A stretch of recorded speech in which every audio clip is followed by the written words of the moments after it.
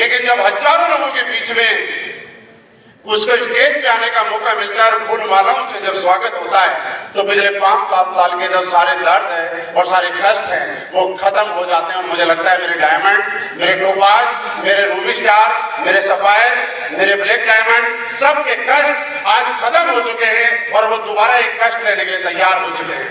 अब तक वो लोग काम कर रहे थे अपनी कामयाबी के लिए और आज मैं आपको कह के जा रहा हूं कि हमारे लीडर आज के बाद दिन रात काम करेंगे आप सबकी कामयाबी के लिए। जहां चाहे वहां बुलाना, इनको अपने अचीवमेंट में जो खुशी है उससे ज्यादा खुशी महसूस होगी आपकी कामयाबी दिलाने में, आपका साथ देने में। दोस्तों, आज ये मेरा सौभाग्य है कि मैं हिंदुस्तान के सबसे होनहार, सबसे ज्यादा मेहनती, सबसे ज्यादा कमिटेड, सबसे ज्यादा ताकत के साथ काम करने वाले, सबसे ज्यादा ऊर्जावान, सबसे ज्यादा ज्ञान का भंडार जिन लोगों के पास है उन लोगों से मैं रूबरू हो रहा हूं। क्या मैं सही बोल रहा हूं? एक चीज हमारे पास सौभाग्य की बात है और एक ही मैं कहूं, हो सकता है किसी को बुरा लगे, लेकिन एक दुर्भाग्य भी है। आज पूरी दुनिया में अगर टैलेंट की बात की जाए, पूरे हिंदुस्तान में अगर टैलेंट की बात की जाए,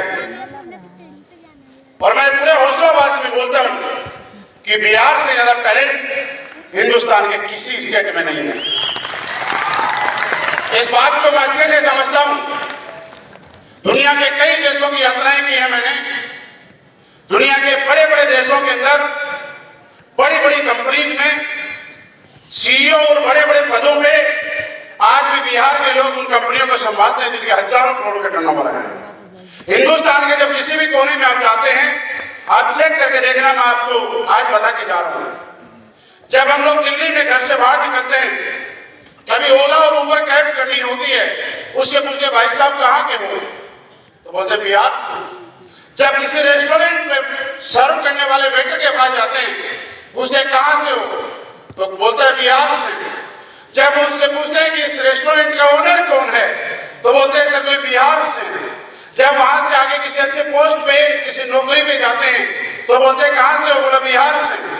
जब किसी क्यों बोले कि जमीन से आसमान का सफर अगर एक जगह से कोई किसी को दिखाता है तो बिहार के लोग दिखाते हैं। जब हम पीएमओ, होम मिनिस्ट्री, सचिवालय और हिंदुस्तान के बड़े बड़े सम्मानजनक पद, वहां पे सचिव वगैरह, आप आईएएस आईपीएस को देखेंगे, वहां से भी जब पूछते हैं कि साहब यहाँ पे कौन है जो इन सब चीजों को संभालते हैं और जिनके देख रेख में आज पूरा देश चलता है, तो वो भी बोलते हैं बिहार से। ये हमारा सौभाग्य है कि सबसे ज्यादा टैलेंट यहाँ पे बसता है। लेकिन मैंने बोला कि दुर्भाग्य बोलना नहीं चाहूंगा, और अगर मेरे पास शब्द को एक गलत लगे तो यही छोड़ दूंगा। इतना बड़ा टैलेंट होने के बाद पूरे देश को हम लोग कामयाब बना रहे हैं, पूरे देश को आगे लेके जा रहे हैं, पूरी दुनिया में सबको आगे बढ़ा रहे हैं। लेकिन फिर भी बाहर के लोगों में जब जाते हैं तो बिहार का आदमी, बिहार का एक ऊर्जावान इंसान अपने ज्ञान का इस्तेमाल दूसरे लोगों को आगे बढ़ाने में तो करता है, लेकिन एक बात से शायद आप मेरे सहमत हैं कि बिहार का टैलेंट बिहार को आगे बढ़ाने में काम नहीं आता है। सहमत है मेरी बात से? जैसे ही कोई इंसान होता है, बोलता दिल्ली जा रहा हूँ, मुंबई जा रहा हूँ, बेंगलोर जा रहा हूँ, कोलकाता जा रहा हूँ, यूएस जा रहा हूँ, यूके जा रहा हूँ, कनाडा जा रहा हूँ, दुबई जा रहा हूँ। दूसरे लोगों को हमेशा हम लोगों ने बड़ा किया। इसके पीछे परिस्थितियां जो भी रही, मैं बात नहीं करना चाहता, मैं सिर्फ आपको याद दिलाना चाहता हूँ कि आपके अंदर दम है, आपके अंदर ताकत है। आप पूरे देश को जब नीचे से लेकर आसमान तक का सफर करा सकते हैं, तो अपने आप को और अपने परिवार को भी आबाद करने की हिम्मत आपके अंदर है। बस इसको पहचानना है। मैं आपकी पहचान अपने आप से करवाने के लिए आपके सामने आ जाया। क्या आप अपने आप से रूबरू होने के लिए तैयार हैं? अपनी ताकत का एहसास करने के लिए तैयार हैं? जब तक एक इंसान ने देखिए 2-3 चीजें समझी, मैं नहीं कहता आप असली में स्वैनेस करो, क्योंकि हमारे पास कोई दूसरा प्लेटफॉर्म होता तो बात अलग। आज इतना बड़ा स्टेट होने के बाद एक सर्वे करना, आप बिहार से एक स्टेट अलग हुआ, क्या नाम था? झारखंड है ना। आज आप बिहार में पूरे स्टेट में देखो, अगर 5 स्टार होटल ढूंढ लेंगे तो शायद आप तरस जाएंगे। वहीं पे अलग झारखंड के अंदर आपको मिल जाएंगे। अगर आप ODBM मछली जैगवार का शोरूम ढूंढना चाहेंगे तो शायद बिहार में आप तरस जाएंगे, नहीं मिल नहीं पाएंगे। वहीं पे आपसे कटा हुआ एक स्टेट झारखंड में अगर ढूंढेंगे तो शायद सारी गाड़ियों के शोरूम मिल जाएंगे। कुछ तो कमी रही होगी यार, लेकिन उन कमियों को दूर करना हमारे हाथ में नहीं था, वो हमारे कंट्रोल में नहीं थी, उसके अंदर हम कुछ कर नहीं सकते। आज हम लोगों के पास एक मौका है, हम लोगों के पास एक अपॉर्चुनिटी है। हम लोग दिल से आज आप जितना चाहे उतना धन्यवाद देना। हिंदुस्तान की सबसे महान कंपनी के सबसे महान इंसान हमारी कंपनी के MD and CEO mister Sanjeev sir का, जिन्होंने एक ऐसा प्लेटफॉर्म बनाया, उन्होंने बोला पूरे हिंदुस्तान के एक आदमी को बराबरी का दर्जा मिलेगा, चाहे कोई बोलता होगा, सबका साथ सबका विकास वो करते ही या नहीं करते हमें मालूम नहीं है, लेकिन ये जो चेहरा आपको दिख रहा है, ये जो महान इंसान दिख रहे हैं, ये हिंदुस्तान के कोने कोने में सबका साथ और सबको कामयाब बनाने का कमिटमेंट लेके हम लोगों के बीच में आए, और जिनकी वजह से आज हम सारे लोग एक छत के नीचे बात कर पा रहे हैं। अगर धन्यवाद देना है तो हमारे MD साहब को दीजिएगा कि उन्होंने दोबारा से एक बार आयुर्वेद को पुनर्जन्म देने का काम किया। हिंदुस्तान में 1996 से लेकर डायरेक्ट सेलिंग की शुरुआत हुई। इतना बढ़िया प्लेटफॉर्म, मेरे जैसा आदमी, आपके जैसा आदमी आज बिजनेसमैन बनने की बातें कर रहा है। यहां पे बैठे हुए एक आम इंसान को आपने करोड़ों रुपए कमाने की बातें करते हुए सुना और कमाते हुए देखा।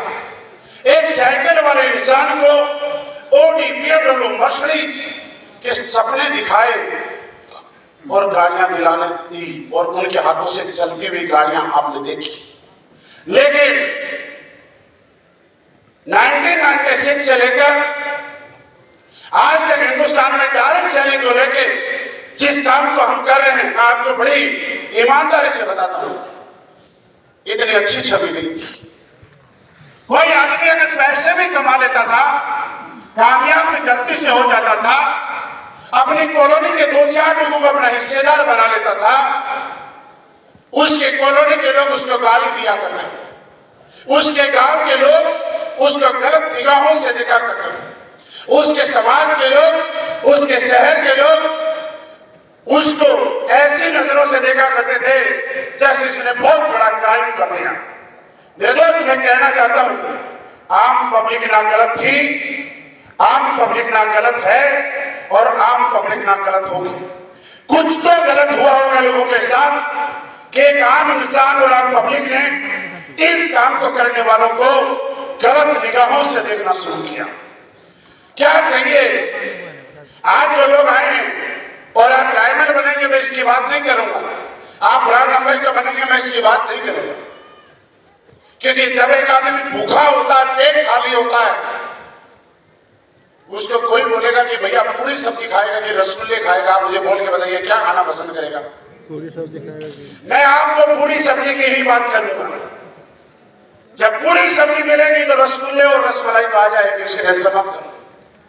मैं ये बताऊंगा कि इस काम को हमें क्यों करना चाहिए। 9 नवंबर 2014 को हमारे MD साहब ने सोचा कि दुनिया का महान काम, ईमानदारी का काम हम लोग क्या करते हैं, मैं आपको समझाता हूं। हम लोगों के पास जब जाते हैं, हमारे एसोसिएट्स और हम लोग, आप किसी से ये नहीं बोलते कि भाई साहब हमें पैसा दोगे कि नहीं दोगे, बोलते हो क्या? फिर भी आप हाथ जोड़ के एक बात बोलते हो, भाई साहब हमारे साथ ज्वाइन मत करना, मेरा इम्यूनोडोज मत लेना, मेरा थंडरप्लास्ट मत लेना, मेरा ऑर्थोडोज मत लेना, लेकिन एक काम करना, सुबह सुबह गर्म पानी जरूर पीना। क्या हमारी कंपनी गर्म पानी बेचती है? क्या गर्म पानी पहले भी आपके घर में था, अब भी आपके घर में है, पीना आपको ही है। हम लोगों के घरों में जाके बोलते थे कि साहब बाजार से पीसे हुए मसाले लाने के बजाय आप साबुत मसालों को कूट के खाने की आदत डालो। हम लोगों के घरों में जाके बोलते थे कि आप खड़े रह के पानी मत पिया करो, नहीं तो घुटनों में दर्द होगा, आप बैठ के पानी पीने की आदत डालो। मुझे बताइए इससे कोई पैसा मिलता है क्या? हम लोग सबसे पहला काम निस्वार्थ भाव से बिना किसी से 1 रुपया लिए किसी आदमी को जीवन में बीमार होने से कैसे बचा जा सकता है, ये फ्री में जानकारी देने का काम करते हैं। मुझे बताओ आप लोग कि ये काम देश और समाज के लिए गलत काम है कि सही काम है? एक आवाज में बोल के बताइए। ठीक है। दूसरा काम, जब किसी को कोई दिक्कत है, बड़े बड़े हॉस्पिटल में लाखों रुपए खर्च करने के बाद जब कहीं आराम नहीं मिला, घुटने कटने की कगार पे आ गए, यहाँ पे हमारे लीडर बता रहे थे कि वो खुद डॉक्टर होते हुए इतने साल से डायबिटीज के पेशेंट थे। खान साहब वहां पे बोलते हैं कि डायबिटीज ठीक हो जाएगी, डायबिटीज कंट्रोल ले लो। आपने सुनी थी ना स्पीच? यानी जिनका प्रोफेशन डॉक्टर है वो आदमी उस प्रॉब्लम को ठीक नहीं कर पाया, लेकिन जिनका प्रोफेशन डॉक्टर नहीं है लेकिन जिनके पीछे AWPL लगा है वो लोगों को ठीक करने का काम कर रहे हैं। आज जब एक आदमी 5 साल 7 साल 10 साल से पीड़ित है, लाखों रुपए लगा चुका, और हम बोलते हैं कि भाई साहब गारंटी नहीं लेते हैं, लेकिन आज से पहले 10 लाख रुपए लगाए, हमारा 10-15 हजार रुपए का प्रोडक्ट खा के देखो, अगर आपको आराम आ जाए तो गांव में 2-4 लोगों को बता देना, क्या पता उनको भी आराम आ जाए, और अगर ना आए तो ये समझ लेना कि 4-5 लाख रुपए आपने बर्बाद कर दिए, उनमें 10-15 हजार रुपए ओवरहेड कर लेना। मुझे बताओ इसमें कोई गलत काम कर रहे हैं? उसके बाद जब किसी को आराम आता है और आदमी सोचता है और किसी गलती से निकलता है, और एक बूढ़े दादाजी बोलते हैं जैसी गलती गली से निकला, कभी कभी गलती से नजर पड़ी, और दादाजी बोलते हैं बेटा सर पे हाथ फेर के तेरा भगवान भला करे, तूने जो प्रोडक्ट दिया था, जो डब्बा दिया था, उससे मेरा घुटना ठीक हो गया, मेरी डायबिटीज ठीक हो गई, मेरी बॉडी में एनर्जी रहने लगी, मेरी थकावट खत्म हो गई, और मैं बिल्कुल अपने आप को हष्ट पुष्ट महसूस कर रहा हूँ। मुझे बताइए उनकी दुआओं का असर जब हम सब पे आता है तो काम करने का मन करता है कि नहीं करता? हमारे लोगों को आपने देखा होगा इतने जोश में हैं, डांस कर रहे हैं। ये डांस, ये जोश पैसे कमा के नहीं आया, आज आपको बता के जा रहा हूं। ये डांस, ये जोश, ये एक्साइटमेंट लोगों के प्यार, लोगों के आशीर्वाद और लोगों की दुआओं के रूप में हमें मिला है, जो आपको स्टेज पे देखने को मिला था।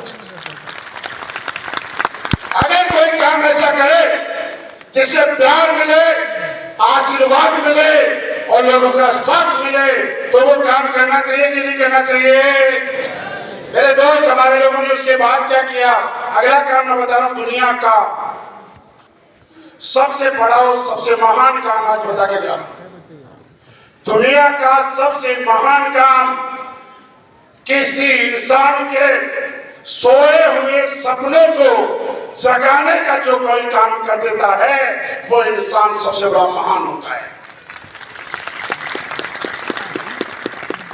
देश के अंदर सबको आजादी चाहिए थी, लेकिन अंग्रेजों का जब राज था तो कुछ चंद लोगों ने, मुट्ठी भर लोगों ने पूरे हिंदुस्तान को ये जगाने की कोशिश की कि हम लोग गुलामी में जिंदगी निकालने के लिए पैदा नहीं हुए, अपने देश को आजाद करवाएंगे। और जब देश को आजाद कराने की बात आई और उनको आजादी के सपनों के बारे में बताया, तो हिंदुस्तान के लोगों ने एक सुर के अंदर कोशिश की और अंग्रेजों को बाहर निकाल दिया। किसी ने तो कोशिश की होगी, किसी ने तो शुरुआत की होगी। आज हमारे लीडर भी क्या करते हैं? हमारे लीडर भी लोगों को बताते हैं, भाई साहब आपके जो सपने हैं आप उन्हें देखो, आप उन सपनों के बारे में सोचो, आप उन सपनों को चिंता करो, हम और असलियत वेलनेस आपके एक एक सपने को पूरा कराएंगे, बशर्ते आप सपनों को जिंदा करने की गारंटी आपकी है। सपने देखने की हिम्मत आपको करनी पड़ेगी, क्योंकि हम लोग क्या करते हैं, मैं थोड़ा ध्यान से समझाता हूँ।